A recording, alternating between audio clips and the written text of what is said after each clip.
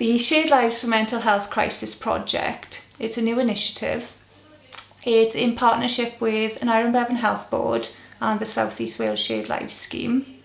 It is for patients experiencing a mental health crisis, and the objective is to facilitate an early discharge from a hospital inpatient setting and provide an alternative to an inpatient ward.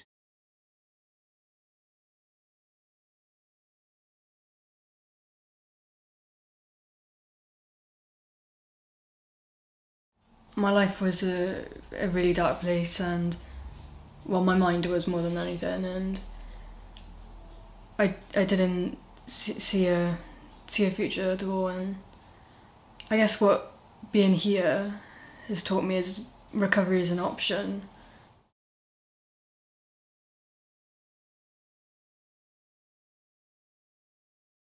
My role in Shared Lives is to offer a place for someone that has and is in crisis for mental health, that has spent time in hospital, and they don't think the hospital may be the right place to continue the treatment, but they need somewhere to go to continue the recovery.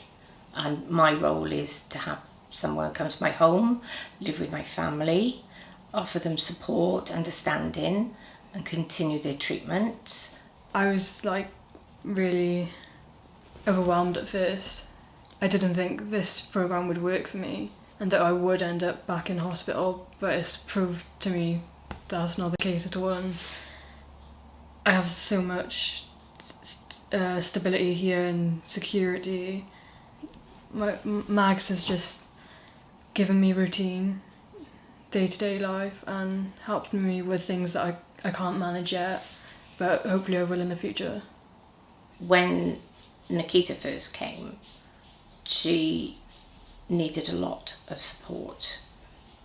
But as she settled in, as she got to know us, as she got to understand that we understand her needs, that becomes more relaxing, and she's able to concentrate on recovery, which is why she's here. And then hopefully move on to independent living eventually. Yeah, that's the goal. When I first met Nikita, it was very difficult to engage with her in terms of she was quite shy and withdrawn and you couldn't have eye contact. But now, even a few days after her arrangement with Mag started, coming out to the house and seeing her, she actually opened the door to me and greeted me. Her confidence improved in just a few days. The main difference I'm seeing with her is a development in her resilience and her confidence in interacting in unfamiliar situations. And it's all the credit has to go really to Mags and her husband Pete and the family for just offering that warm, loving, nurturing environment to allow Nikita's confidence to build and her inner strength and independence to grow. Me and Mags got a great relationship. Yeah. We do lots of walking. She even helps me with my university work. If I'm training for a half marathon at the moment, if I don't go for a run, she snaps me back into that routine. You haven't had one today. It sort of prompts me with things that I need to be successful.